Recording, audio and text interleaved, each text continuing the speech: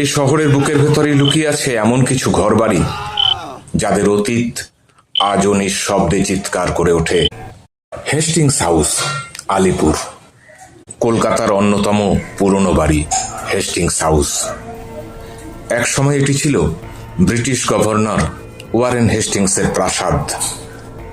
বর্তমানে একটি মহিলা কলেজ, কিন্তু এখানকার ছাত্রীদের অভিজ্ঞতা সত্যি ভয়ের। অনেকে জানান মাঝরাতে ঘুমের মধ্যে অনুভব করেন যেন কেউ হাঁটছে, দরজা খোলার শব্দ হচ্ছে, জানলার পাশে ছায়া দণ্ডায়মান। কিছু ছাত্রী এমনকি দাবি করেন এক ইংরেজ সাহেব নাকি সাদা ঘোড়ায় চড়ে বারান্দা দিয়ে প্রবেশ করছেন, আবার অদৃশ্য হয়ে যাচ্ছেন।